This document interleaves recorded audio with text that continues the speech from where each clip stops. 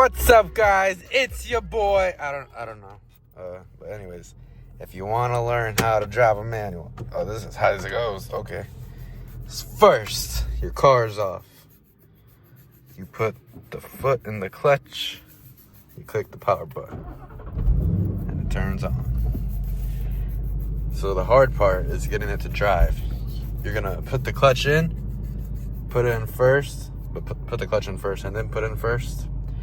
And now, what I like to do is put the foot on the brake and the clutch, let go, and you're gonna feel the car start to make a noise, or you're gonna feel the car wanting to go. That's gonna be the biting point.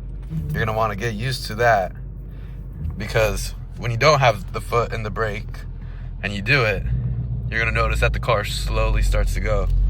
When it starts to move, like going 1 mile per hour or 3 miles per hour, you don't have to put the clutch anymore, and you can just start going. And then if you want to shift the gear, you're gonna put the clutch in, put it into the gear you want, and now you're in that gear. What I like to do is, if I'm driving conservatively, I like to shift around like 2,000 RPM or 1.5 thousand RPMs. To stop, you can either put the clutch in and put it in neutral, and then you just brake and go to a complete stop. Or if you're going, you can downshift as well. Some cars have a rev match where it just, I can probably try and show it here, like this. So I'm in second gear right now.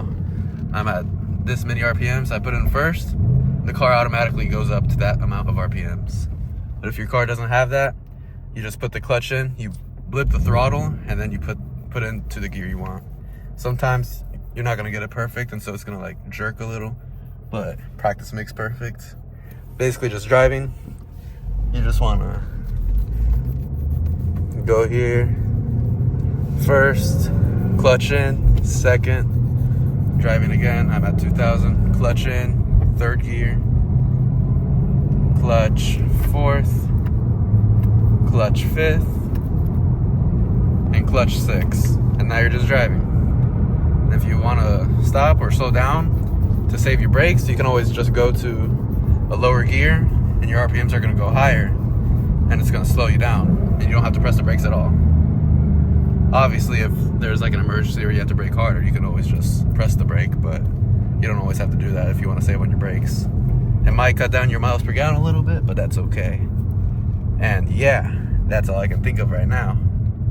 Anyways, bye.